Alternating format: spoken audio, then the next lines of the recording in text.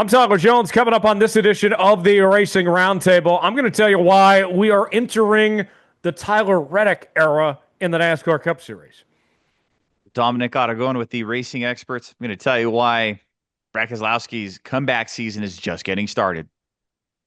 Matt Kemp here, and I'm going to tell you what Tyler Reddick's doing right now is not that absurd.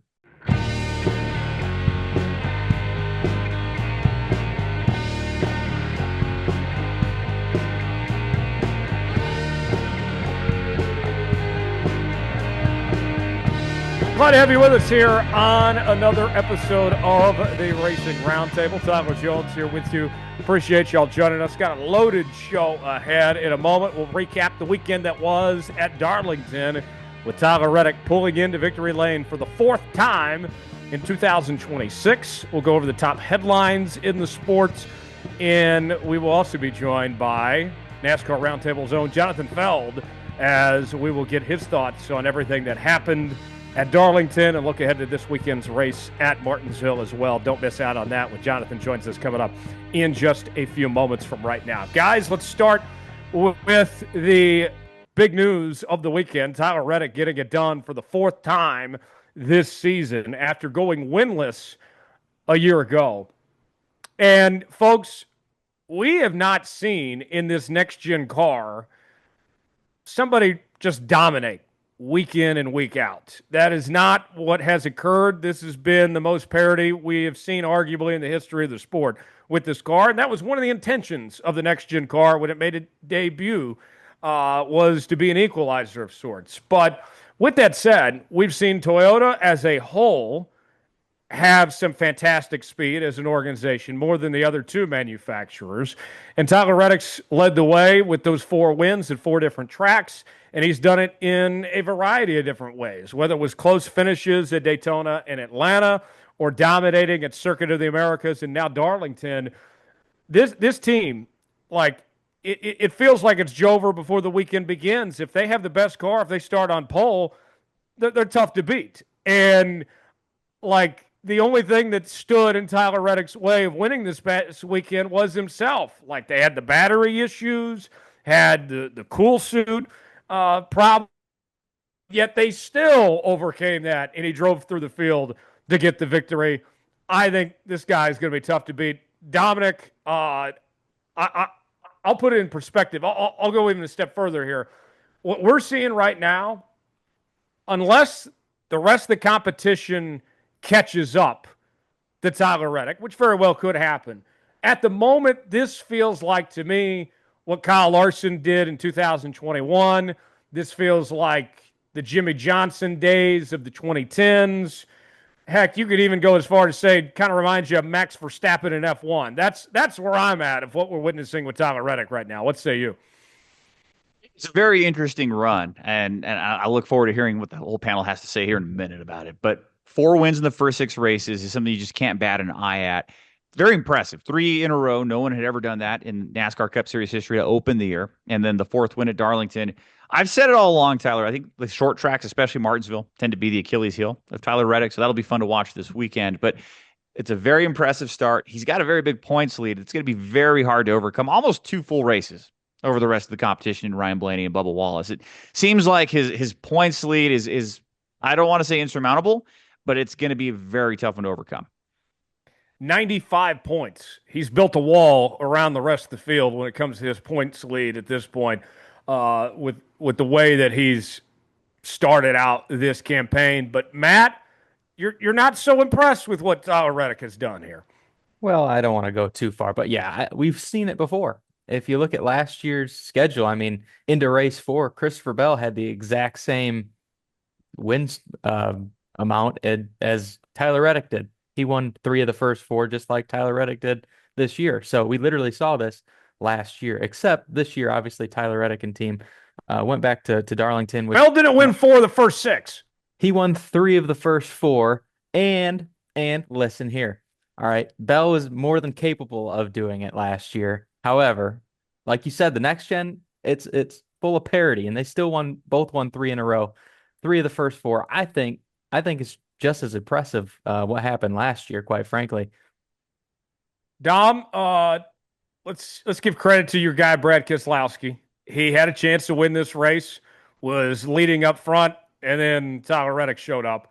But a big day, not just for him, but I would say for Ford and RFK Racing to have the showing that they did. I believe that's the first time in over 2 years that Keselowski led the most laps in a Cup Series race, too. And I said at the beginning of the year, I was very bullish on Brad Keselowski having a comeback type of year after an injury that probably makes you like really question everything and why you do what you do. Those injuries tend to make you stronger as an athlete and stronger as a person. So I'm not shocked that we're seeing this speed out of RFK and Brad Keselowski, but also too, to that point, the RFK cars were 1, 2, 3 at one point during the Darlington race in the Goodyear 400. And Darlington, while it's not a mile and a half, it's close to a mile and a half type of layout. The fall off, I think there's some good sample size that you get out of Sunday's race as to who's going to have speed. And Keselowski looked like the class of the field, led the most laps, swept the first two stages, climbs to ninth in points. It's the start of a comeback year. We will see him get back into victory lane this year for sure. But not only that, but also challenge for a top 10 position in points, not even more than that. Matt, one more storyline that I want to mention from what we saw this weekend at Darlington. How about Carson Hocevar? Not just the fact that he ran the classic Dale Earnhardt paint scheme, but he had himself a day with the way he battled. This was one of the most impressive runs he's had in his career. I didn't feel like I heard much about him for the first 3/4 of the race, and then towards the end there, all of a sudden they were coming on so strong and seemed like they were like about the fastest car in the field. So they played the strategy right and had another great day. Carson obviously in his aggressive demeanor, getting through the day at a track that requires you to be aggressive, but also to not be over aggressive. He took out a couple toe lengths throughout the week. Obviously, I think that was the reason he started in the back, but had a great day and a great comeback. And I think a big confidence booster for that team going forward. Absolutely. Dom, our guest this week, he is no stranger to this show. Some might say a friend of the show, for better or for worse. He's done a great job covering the sport for a long time. I have seen him at his best, and I've seen him at his worst, as you have as well. And he's our newest member at NASCAR Roundtable, doing a great job as our editor there. And he's somebody that you know very well as well. We're glad to have Jonathan Fjeld on with us this week. It'd be a pleasure to have Jonathan here on the Racing Roundtable this week. And Jonathan, I go back, he probably know exactly, but it's probably at least 15, 16 years. I've known him probably at least half my life. I'm 31 years old. So our days in sim racing and doing NASCAR stop motion videos to actually getting Jonathan recruited out here for work with the NBC affiliate in Albuquerque, New Mexico. And Jonathan is someone I've known a long time. And if his name's attached to it, Tyler, you know it's going to be good. Jonathan, thank you so much for joining us here this week here on the Racing Roundtable. Thank you very much. I was kind of wondering where that was going, with Tyler was going, but he kind of brought it back, and y'all brought it back home, and I love y'all and love Matt as well. And we used to sim race back in the day. So, and to answer your question, 2009. It's been a long time, so it's good to be here. It has been a long time, and it is somewhat of a racing reunion here as well with Kemp, Fjeld, and I. A little bit of context and backstory on that. We were all NASCAR stop motion makers back in the day. We used to sim race in a league together. Tyler, we were just missing you along for the ride. I know you came into the picture in the 2010s. You're kind of like that added extra character that came into the fold, but it would have been fun to have you in the stop motion and sim racing era as well, the rest of us. Apparently NASCAR sim racing hasn't caught up to Apple technology. I'm an Apple exclusive guy and not a Windows guy. And until that happens, I guess I'm out of the loop. So that's fine. Jonathan, catch us up to speed on everything you got going on, man. You are one of the busiest guys in all the media, I would say. We know you for your NASCAR coverage, but you also are keeping people informed on all the crime in Albuquerque, among many things as well. What's new in your world since we last spoke? Oh, a lot. Definitely, I've been traveling a lot of different places. I was up in Minnesota, got to see a lot of family and friends. I also was up in Denver, Las Vegas, Vegas and Phoenix for NASCAR stuff. Had a great time up there. Had a great time with you out in Phoenix. That was a good time. And yeah, like when I'm not doing NASCAR stuff, I'm working at KOB4, NBC affiliate in Albuquerque. And so I run the website and social media. And so if you see any sort of article or social media post, there's probably a 1 in 3 chance that it was me that did it. So yeah, breaking news, things like that. Fire season's gonna be really crazy here in New Mexico. So being able to get the word out about, fires and things like that, evacuations, and just a lot of really, it's a all encompassing role. And there is never, as Dom could tell you, there is never a second where your guard is down in the newsroom. Truly, it is always up. So, but that's what we sign up for, and it's been fun. It's been good. I'm still waiting for the day that you had to report on Dominic being arrested in Grants, New Mexico. What would I be arrested for? Being too passionate about motorsports? You never know. Like there's always something that slips through the cracks from Dom. So it would be something that he didn't mean to do. Yeah, I could think of a few things, but I won't throw Dom under the bus. It's not too bad, but yeah, drinking too much coffee. Thank you for sharing some love there. I appreciate that. Drinking too much coffee. We'll put it that way. Oh, that's good. Jonathan, let's start off your thoughts on what we saw from Tyler Reddick. You've heard all three of our opinions. The floor is yours. What was your takeaways from Sunday?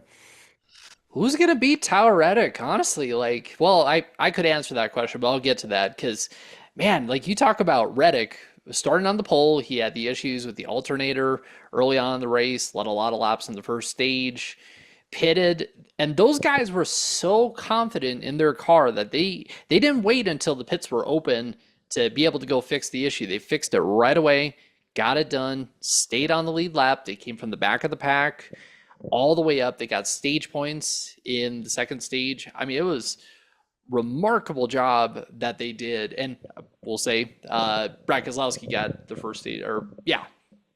But Reddick, I mean, amazing, like how they were so confident in their car to be able to get everything done, do what they need to do, get the strategy right, and be able to be there at the end of the race and capitalize and just not beat themselves. Because that's the biggest thing in a lot of these races is drivers and teams beat themselves. And I mean, with 3 wins on the season already, they knew that they had something special and they acted on it, and that's why they won. Yes, no question about it. And with this start, you heard Matt say earlier in the show that, hey, Christopher Bell won, 3 races in a row, from races 2 to 4 last year. Tyler Reddick, 4 out of 6. Jonathan, what do you think? Is this something that you expect Reddick to keep up with, or is this, you think, more just a phase, a good start to the year for him? What way do you lean towards based on what you've seen? I think it's I don't think it's a phase. I think with how he's performed at some of the other races like Las Vegas, where he ran top 10 for a lot of the day, kind of faded back a little bit toward the end of the race. He ran top 10 at Phoenix, had 2 really good races. I mean, very consistent races where he didn't really bleed a lot of points. He maintained very well. The one thing I want to see out of him, though, is how he does over these next few races. Because you look at Martinsville, you look at Bristol. I know Dom and I were talking about it, how these are tracks where he really has not been very good. And if he can get out of there with, I would say, a couple top 10 finishes, I mean, when we get back to some of the tracks where he is good otherwise, like you talk about Watkins Glen, you talk about Charlotte, Michigan, I mean, and I know you guys will talk about this too, he might be a lock for the regular season championship if he can just maintain. But obviously other teams are going to have to make gains and do things, and there's still a long way to go.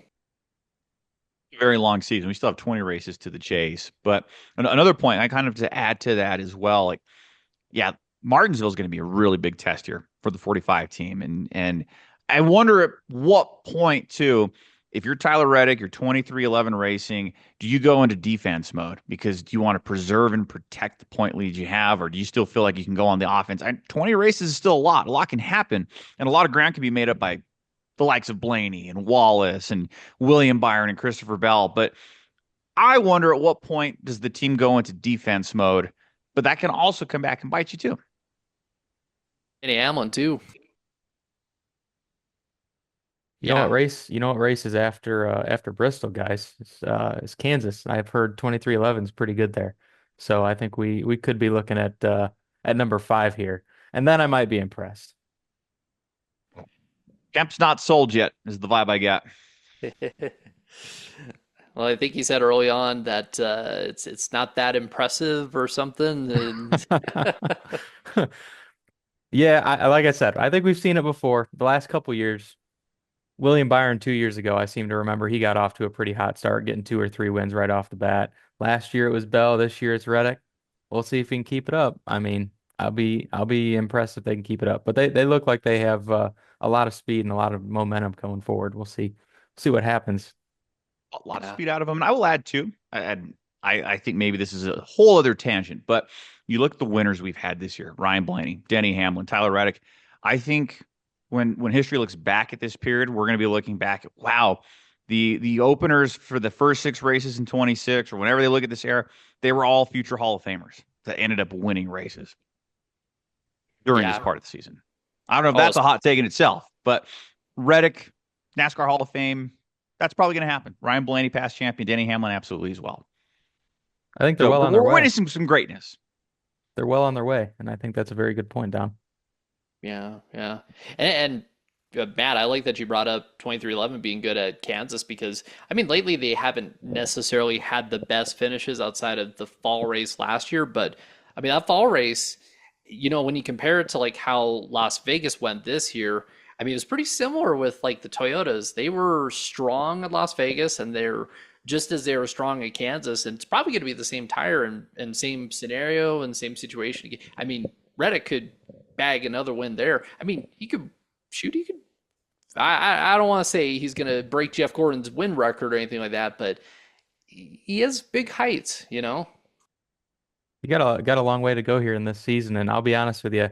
I was thinking it on my way back here. I'm like we could be seeing it wouldn't surprise me if Reddick is done winning for the year, and it also wouldn't surprise me if he had 8 wins. That's how this next gen car has been. So nothing surprises you, basically. I mean, I'm not going to be surprised, and I'm not going to be impressed. Nothing surprises me anymore. Congratulations. Yeah, exactly. There we go. Now, would a 10-win season in the next gen era impress you, Max? I remember even Kyle Petty saying that we're not going to. I think if I remember right, Kyle Petty had said we're not going to see a 10-win driver season in the next gen era. Do you guys know what the most we've seen so far is? What is it? 5? 5 or 6, maybe? Yeah, I believe it's, I think William Byron had a season, I think it was 2023, where he had, I think, 7 victories. Yeah, I have to look that up. Did we get to 7? So we're getting up there. I think especially over the last probably 20 years, a 10-win season is pretty much marked. I think the last one was Larson in 21, right? Plus the All-Star race would have been 11 that year. I can't remember the most recent one beyond that, but I think a 10-race win. In 07. Yeah, your guy. I just wanted you to say it. So, yeah, basically, the next time we see a 10-win season, if it's this year, whenever, if Reddick gets to 10 wins, I think we can call that impressive. So here's my question, Jonathan, and we don't know the answer to this, but what do you think's more likely to happen? Is it, let's say that the winning goes away, or at least for a while. Is it the rest of the teams catching up, or does the 45 team fall off and step back a bit? Or is it even a combination of both, you think? To answer the question about most wins in the next gen era, so it was Kyle Larson 2024, 6 wins, William Byron 2023, 6 wins. And then last year, Denny Hamlin, 6 wins. But to answer your question, I think it's going to be the other teams catching up, because you look at Chevrolet right now and how they have this new body that, like, after Las Vegas, like, you had guys like Kyle Larson, William Byron kind of talking about, yeah, we were good today, but like something felt weird with our balance. You look at a race like Darlington where the Hendrick cars were really good, like early on in the run, and they could get up to the top 5. Kyle Larson led laps, William Byron was up there. But then as the run seemed to go on and the tires started to wear, like, they faded back, and they don't have that balance yet between sort of that aero grip and like the mechanical grip where they just haven't figured out how to set up the cars to where their tires wear better than the rest of the competition. I think they're going to hit on that as they get more in touch with this Chevrolet body. And when they do that, I think it's probably going to be around Coca-Cola 600 time. That's usually when we see teams start to show up and really show what they have for the rest of the year. And I think that's going to be when you see your Kyle Larson type performances again and your William Byron consistent performance. Chase Elliott. Chase Elliott has been very good this year, I think, so far. And so I think those guys are due to have multi-win seasons. They'll probably take away from what the 45 team is doing. Now, what I find interesting, Jonathan, is we were told that the Chevy teams were going to improve with this body, that this was supposedly a better body than the last one, and they won a championship with one last year. Are you surprised that they haven't, figured this out? That, hey, we're 6 races in, they're not in victory lane, not just Hendrick, but any of them. Like what? This was supposed to be an improvement, but it's not showing up right now. I think it's almost too early to say. Like if we get to the Coca-Cola 600 and we get to the summer stretch like Charlotte, Michigan, Nashville, and they haven't won multiple races, then certainly I would say, yes, it's a shock that they have not figured this out. But we've seen this before with new bodies. I mean, we saw it with, I'm going back a little bit, the 2017 Toyota, where early on in the season, they did not do very well, did not run very well. Then they started to adjust more. They homed in on their setups and everything, and they won almost every race in the second half of the season. And I see something for Chevrolet where once they get like the aero maps figured out, I know I'm getting technical with things, and they get their setups figured out, they're going to be really strong. When they hit that balance, you are going to know it, because I think you will see a race where, just like the Toyotas have been, like they will all be up front, they will all be dominating, just like we have seen in the past. So, Jonathan, in your opinion, do you think the gap right now between Toyota to Chevy and Ford is not as big as what we're seeing results wise at the moment? No, and I think it's just because like Toyota and Ford have so many notes and they have so many laps and so much time on their bodies and everything. They have things figured out. Whereas like Chevy, I mean, this body is still pretty new. There's a lot of real world time that they need to figure out. Honestly, the fact that they are as close to Toyota, I mean, just looking at Las Vegas, as close to Toyota as they are right now, I think that's kind of dangerous for the competition, like considering where I think they're going to be later this season. Let's wrap up the discussion on Darlington, and then we can talk about some other things. Real quick, Jonathan, what else stood out to you, caught your eye from this weekend's action? Well, I know one thing you guys were kind of mentioning was RFK racing. I thought that was really neat seeing the Biffle Tribute paint schemes running 1, 2, 3 at one point in the race. That was cool. Man, I don't know about you. I know we're not supposed to have favorites in this whole deal, but man, it would have been really cool to have seen one of those Biffle throwbacks in victory lane. And Tyler, anything to add on Brad Keselowski?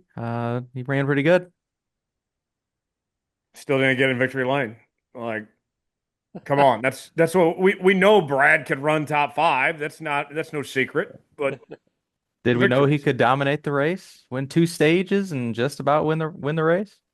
Yes, we did know this. Okay, all right. Just making sure. Kemp's on the Keselowski train with me, Jonathan. I am. I know that's a whole running thing. I gotta ask you guys.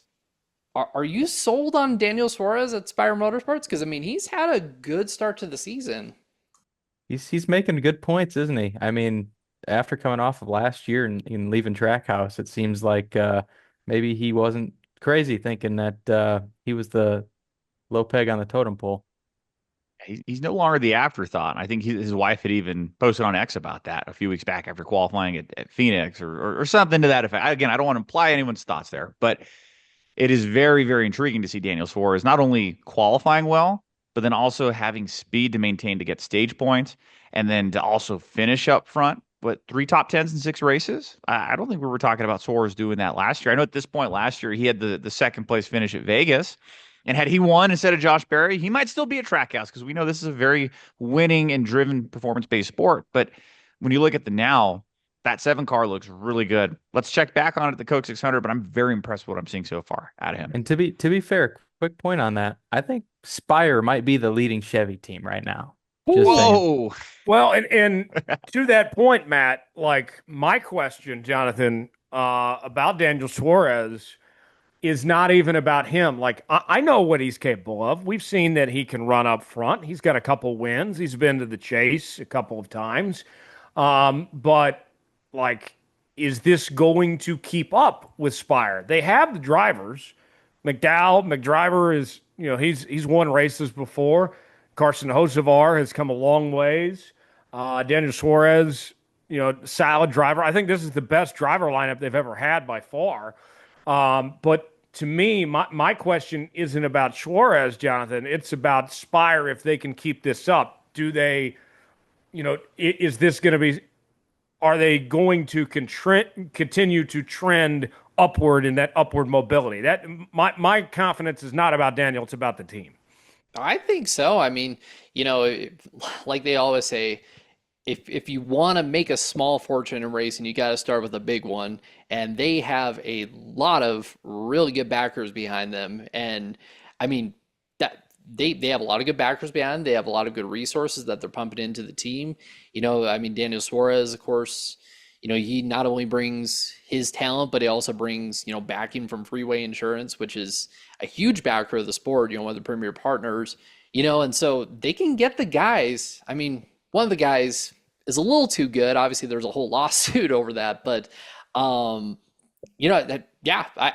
think Spire is on a positive trajectory right now. And like, especially with, being able to sign a guy like Carson Hocevar to like a multi-year contract to keep him away from other teams, like having that power, that speaks a lot to how their team is doing. And I think, like I mentioned with the Chevrolet body and how it's kind of underdeveloped at this point, I mean, Spire hits on something like Matt said, maybe they could solidify themselves as the top Chevy team. I'm not convinced yet. I'm sorry, Matt. I'm like you. I am not impressed yet, but maybe, It's a hot take right now, but I just remember getting down to the last 15 laps of the race, and Hocevar was passing for ninth, and they were saying, wow, Hocevar's the top running Chevy in ninth. He ended up getting up to fourth, but I mean, at the time, it seems like Chevy was kind of out to lunch a little bit. I got a question, Jonathan, along these lines, to kind of add to Matt's point here.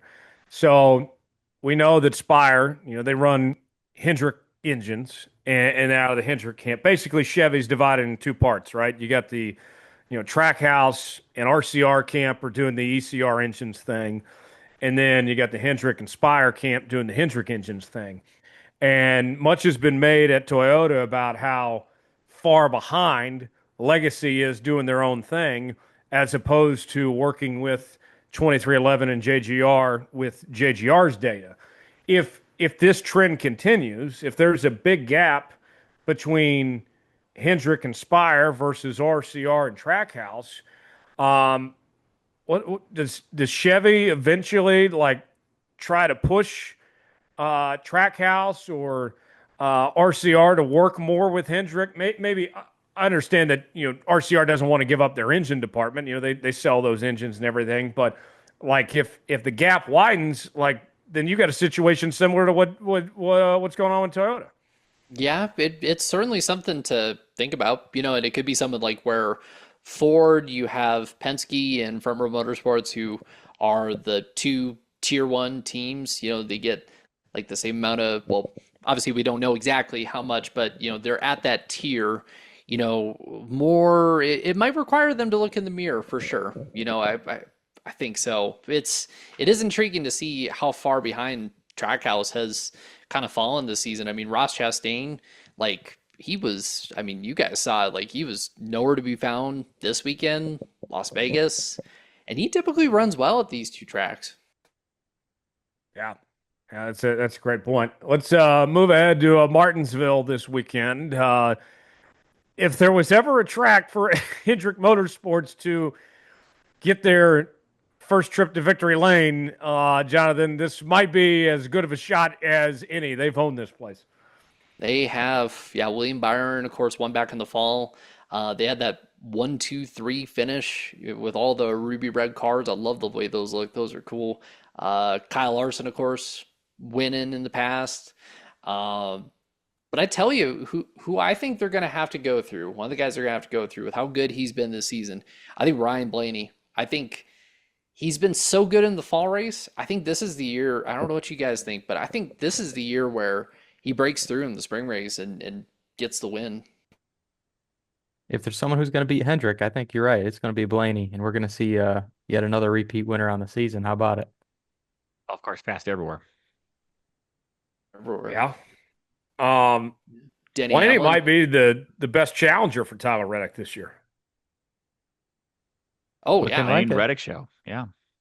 It's looking like it. I told you guys, I think he's the best driver in Cup right now. Is that another hot take? I don't know if that's another hot take, but No, he's a former champion. That's Yeah. a fair. That's what we call a fair take. there we go. We'll take it. Yeah. At Martinsville, Jonathan, we're running the 750 package for the first time there. I would say so far the 750 package has been a success to this point. I would say so, yeah. I mean, both Phoenix and Darlington, it felt like the guys could pass way easier. And even being there at Phoenix, it just looked better. Because I remember the first next gen race there at Phoenix where It sounds better too. it sounds better, yeah. Well, like looks better because like I remember like I was shooting photos up in turn 3 back in 2022 for the first next gen race, and the way the cars drove, just getting into the corner, they looked like they were just like RC cars. They just were so planted, so stuck to the racetrack. Whereas now, like, I mean, you see guys slide in the rear end, they're fighting for control of the cars. It shows up in the racing. We saw great racing. I think Martinsville is going to be the same way, and especially too because they're going to be bringing that tire that has more wear and there's less downforce. I think we're going to see a good race out of it. And I think we could have another different repeat winner besides Reddick and Blaney. A guy named Dennis, maybe. He's done pretty well at that place. I think he won last year's spring race, didn't he? Yeah. How about it? Okay. There you go. Okay. Just keep adding to that list. Again, we'll look back at this era, and the winners of 2026 were all NASCAR greats, future NASCAR Hall of Famers. I have a question for all of you while we're on the topic of Martinsville. I feel like this is mandatory to bring up here. I don't know out of all of us who all has been to Martinsville or not, but I'm pretty sure most all of us have had the Martinsville hot dog at some point. Absolutely disgusting. Jonathan, have you had the displeasure of trying the hot dog? Oh, I have not, but I have seen how pink they are, and it's kind of wild, actually. Dom, Yeah. what was your evaluation? So they had it in Daytona in 16. I think in 19, when you and I were both there as well, they had it part of the media meal in the media center. And yeah, it was lunch. I ate it, but now knowing what I know, probably wouldn't have eaten those. I would have probably walked across the street and gone somewhere else to get food. I think if I'm in Martinsville, I will have one at some point just to say I've had one, but I'm not going to go out of my way to go get one.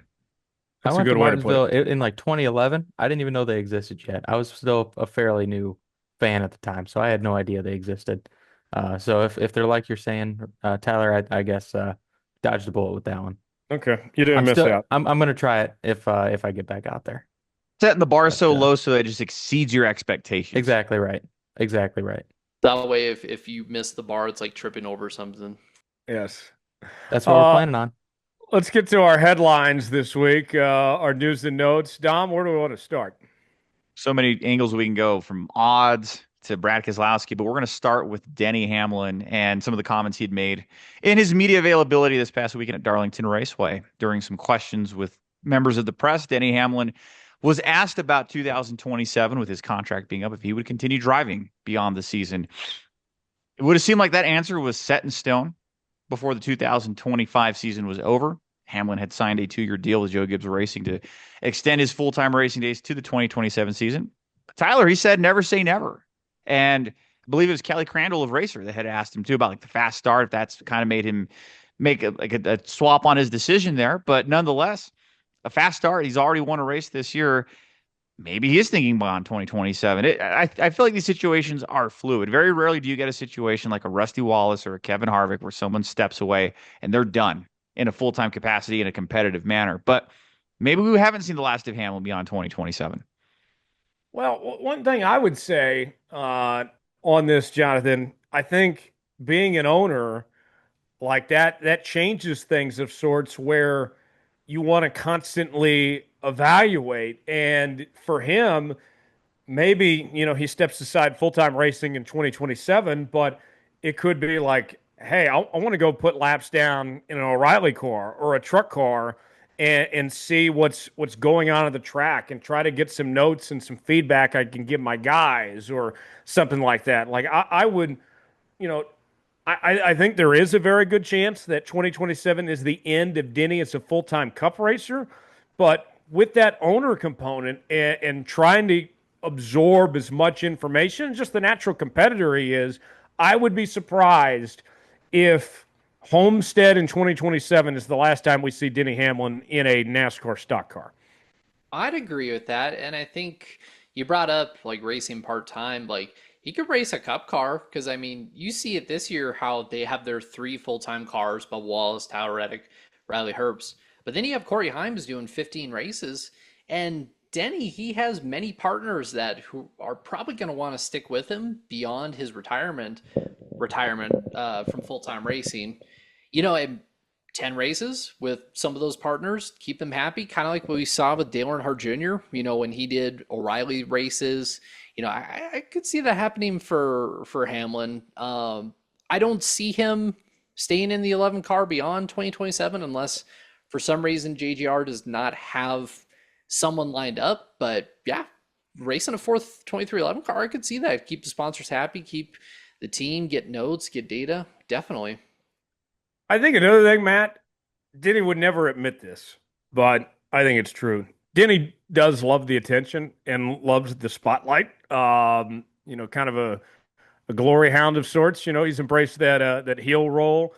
I think part of it too, like one of the reasons I don't see Denny just fully being done in a race car is I don't see him being done with being a part of the storyline in some way, shape, or form. Well, as a team owner, I think he's going to be a part of the storyline for a long time to come, and he's kind of Even then, he's solidifying overshadowed himself. by MJ. Maybe so. However, on the driving side, I think it's contingent on one thing: does he win the championship this year or next year? Because if he wins the championship, you already know he said it himself, man. He's gone. He's going out on a high note, and he's winning the championship and calling it a day. But if he doesn't win the championship, who knows? Maybe if he's still feeling like he's competitive, maybe he sticks around. Dom, it's a different time too, in the sense of that, guys in the past, they retired when they weren't competitive anymore, when there was fall off.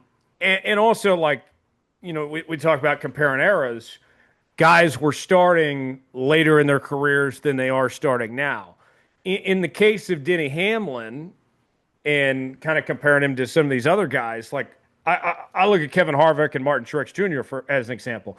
Both those guys were competitive at the end of their careers, but they got to a point where they said to themselves, I've made a ton of money already in my career.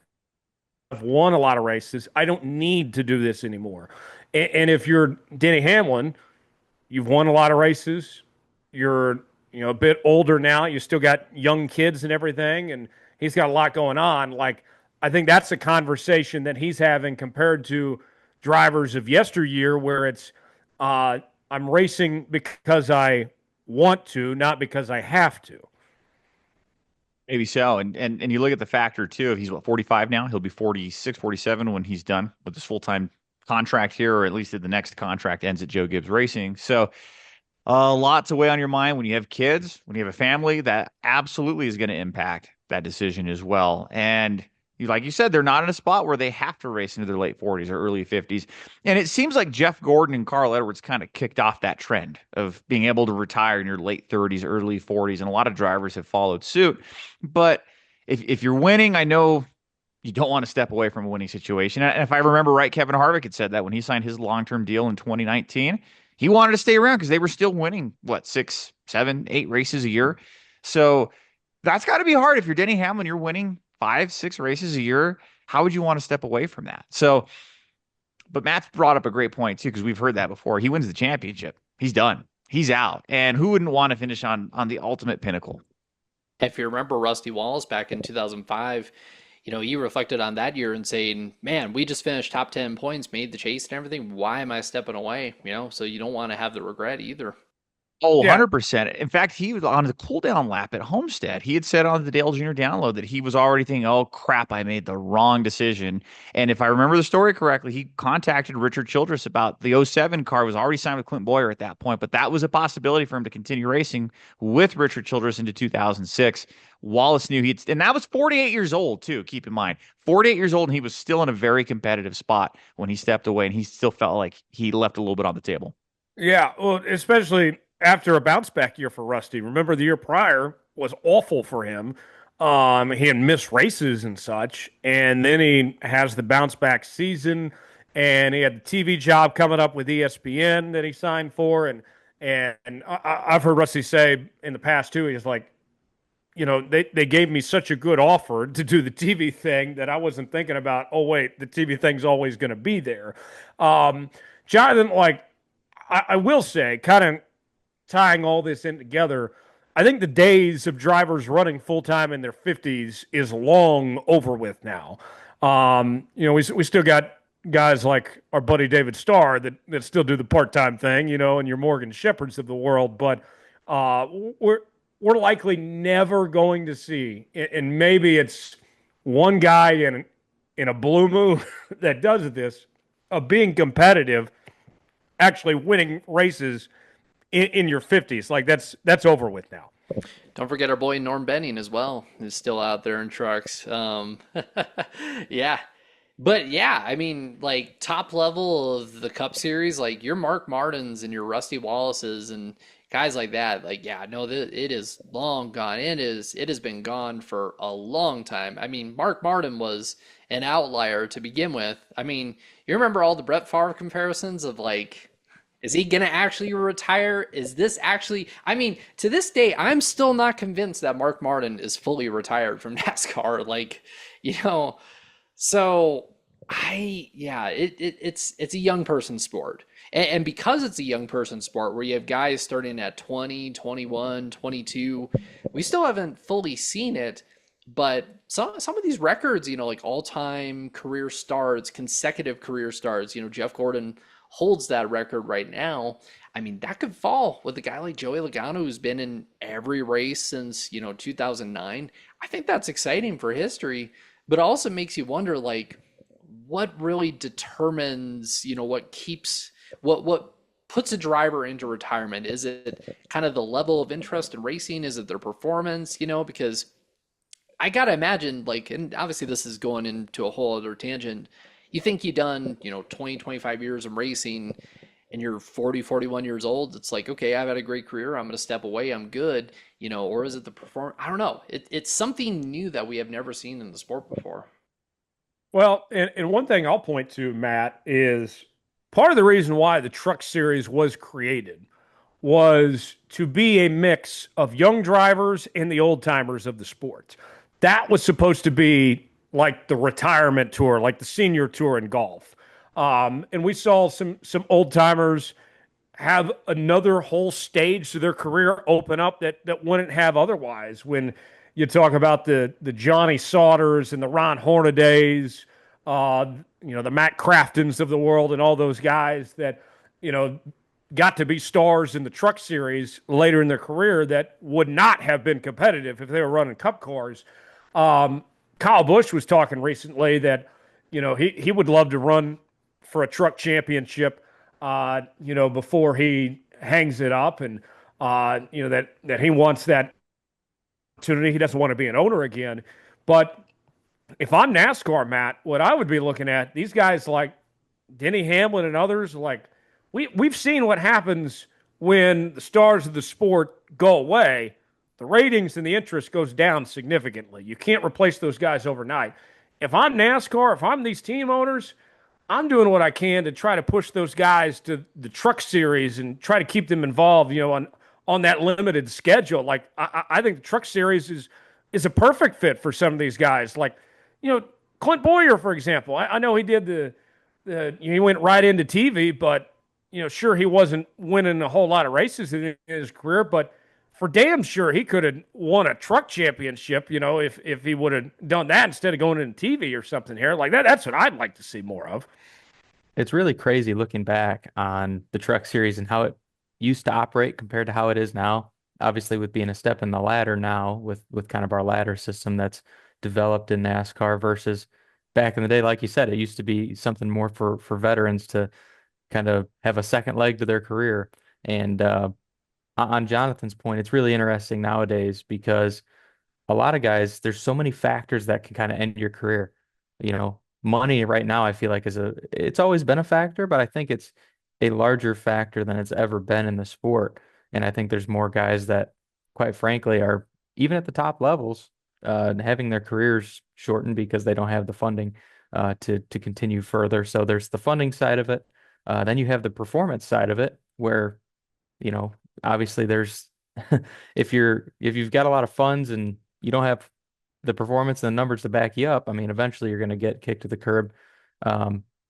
In theory, if you have enough funding, then it can kind of keep you around a long time. I think we've seen a few examples of guys who haven't exactly been at the pinnacle of the Cup Series necessarily, like winning or running competitively consistently, but they stick around because they have a large backing. But there's a lot of different factors that can send guys to into retirement, into that next chapter. And I think you're spot on. I think the truck series would be a really great spot for that, and it'd be a really cool dynamic if we had more of that nowadays, because you've got a lot of the young guys coming up, and then they'd be kind of facing a lot of the guys who are kind of on the tail end of their careers who are really experienced. So you'd have the new versus the old, and I think that would be really exciting and maybe a really good potential identity for the truck series. So I love the thought, Tyler.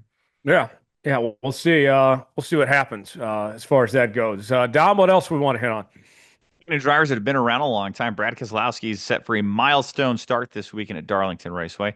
Brad Keselowski will become the 35th driver in NASCAR Cup Series history to hit at least 600 Premier Series points awarding races with his start at Martinsville this weekend. So Keselowski will be the next driver. Before that was Joey Logano last year at Dover. The first driver to ever do that was Buck Baker in 1968. But you have a long list of drivers that have gone 600 plus starts.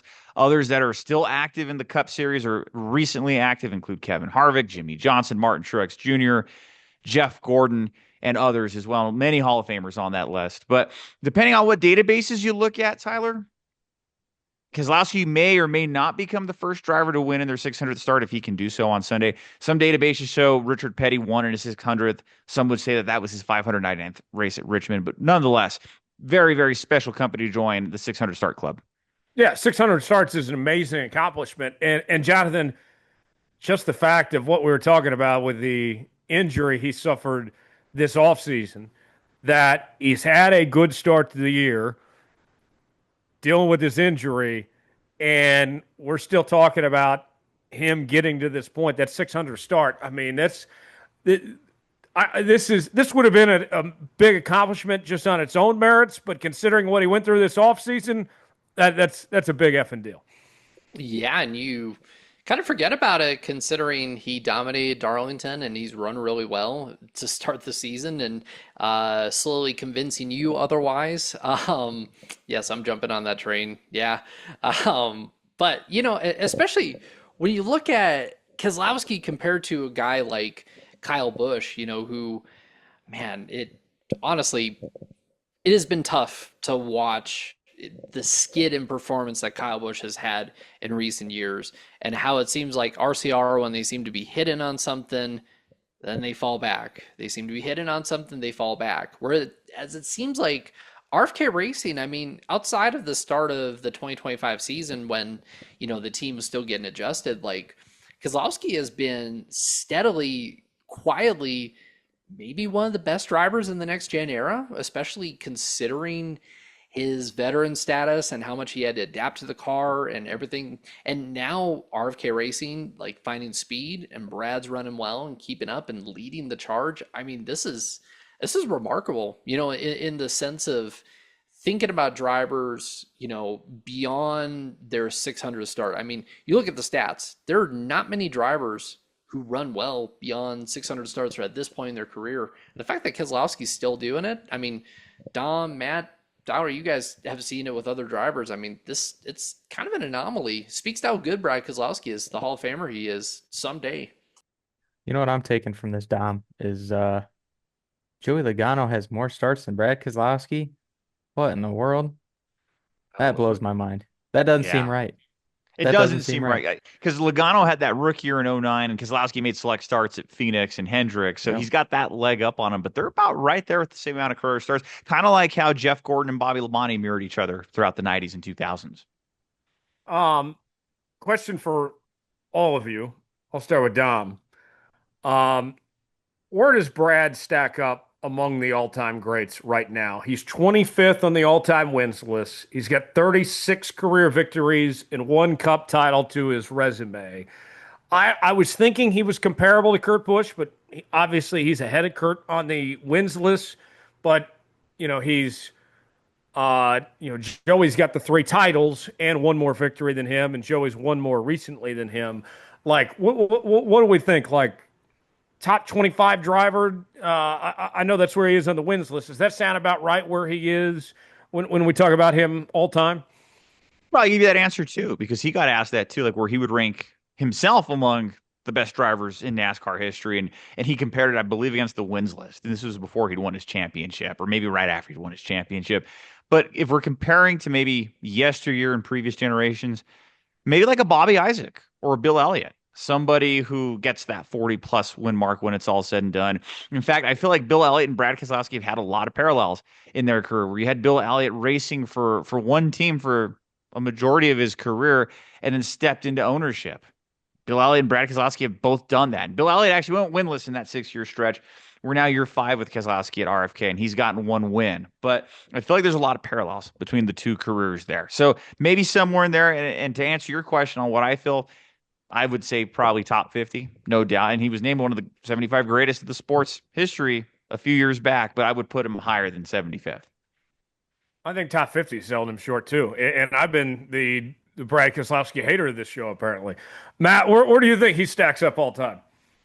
I think that wins list is pretty represents pretty well where a lot of those guys stack up, but it also can be a little deceiving. So I think we need to ask somebody who's into the stats, one of these racing analytics freaks that put together these awesome stat books and stat pages to come up with a metric for the wins list and figure out different years, because you got a lot of guys who ran in cars that, quite frankly, were probably lower equipment than others and had better seasons, versus guys who ran in better equipment and had worse seasons. So that's the hard thing in racing, man. It's so hard to just put someone on a list and how good they are. I feel like we've talked about Chris Buescher before. I think Chris Buescher's a guy who you're going to look back on, and his career is not going to look as I mean, who knows if RFK keeps going the way they're going, it's going to look a lot better, but he's going to look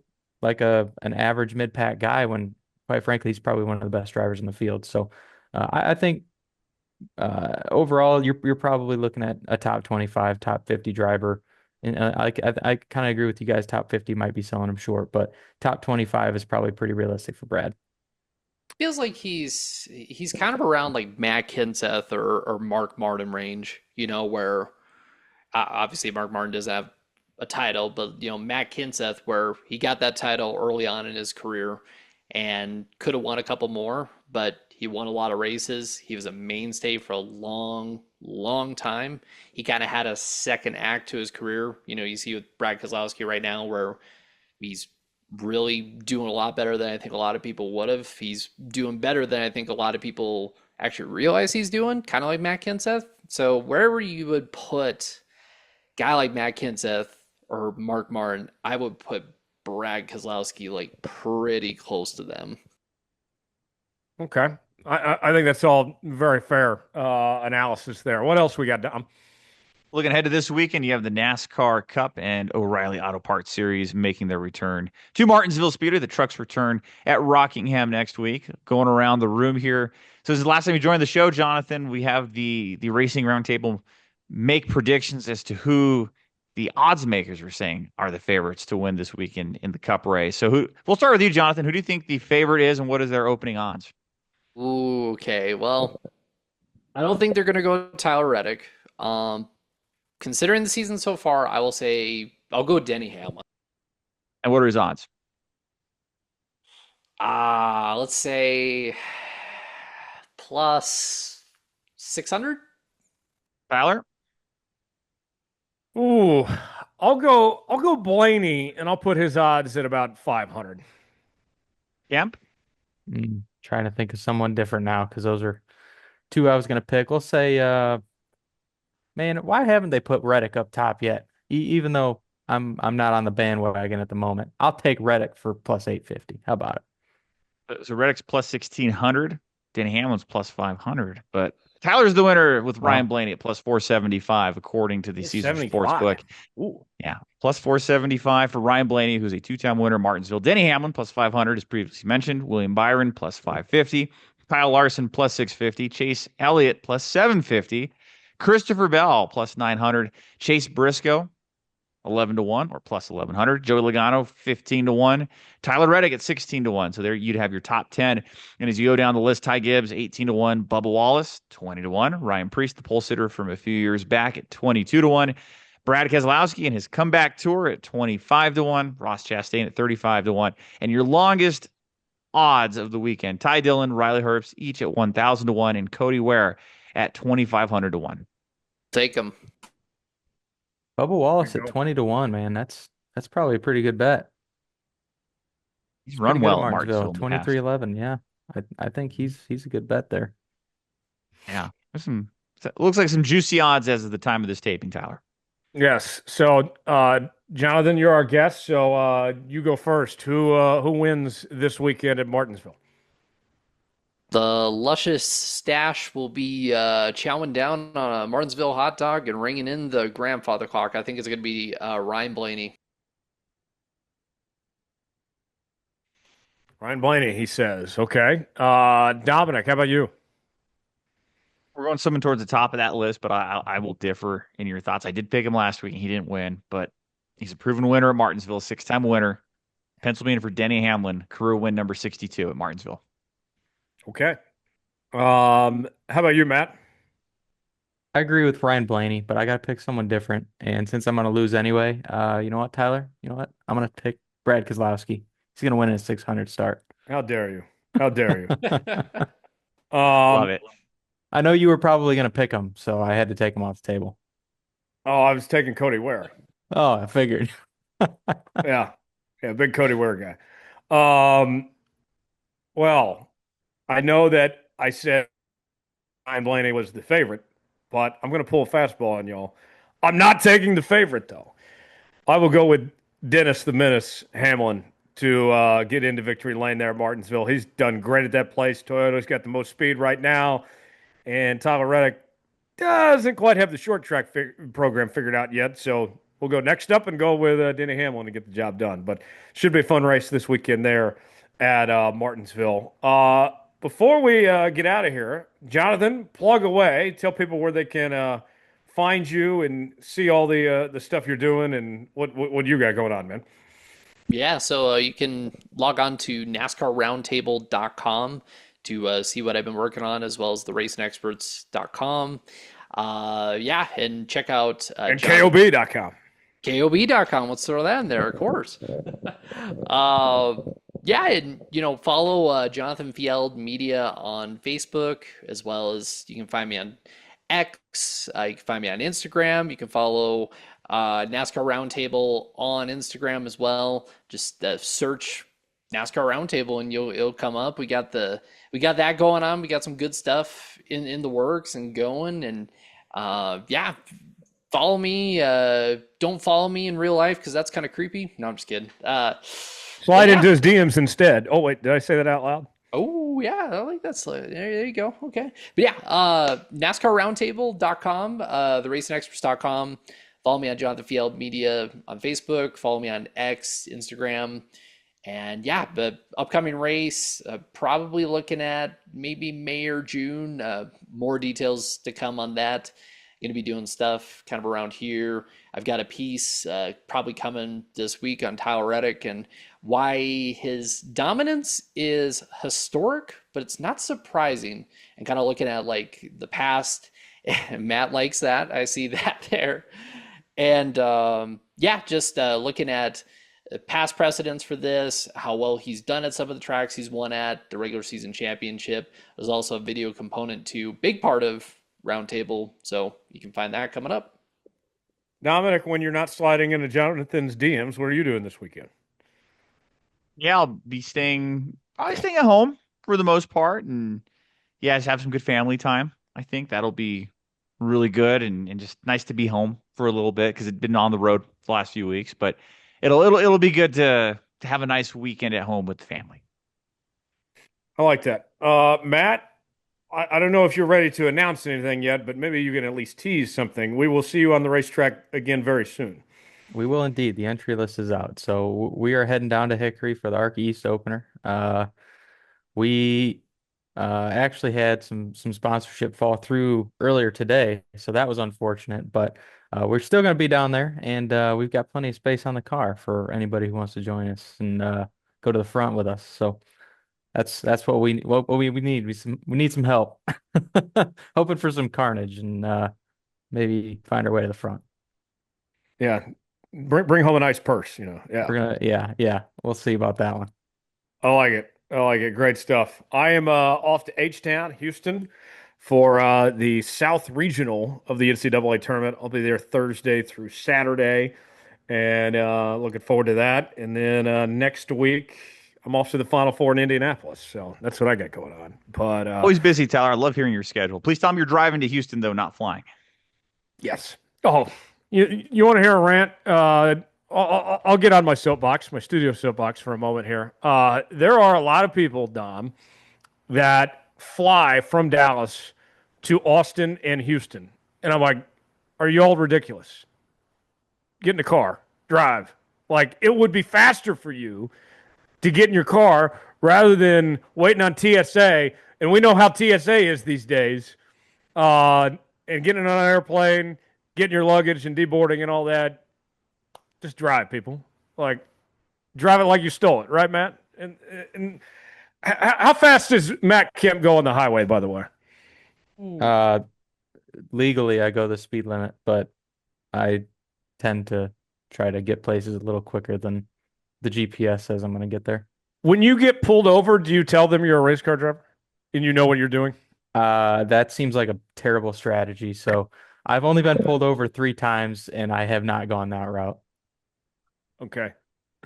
Dominic, he drives like grandma. He's not getting pulled over unless he's holding up the passing lane or something. I like having no speeding tickets. I like having my insurance low. I'm cheap like that. Okay, fair enough. Jonathan, thank you for joining us this week, my friend. We will be seeing you again very, very soon. And always great to have you here. That about does it for this edition of the Racing Roundtable. We'll put the checkered flag out on this episode.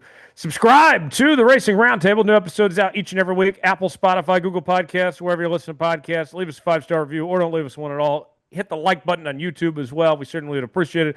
Follow us on social media, Facebook, X, also by email, all that stuff. And we will see you right back here next week. For Jonathan Fjeld, Matt Kemp, Dominic Aragon, I'm Tyler Jones saying so long. This has been another edition of the Racing Roundtable. We'll see you next week.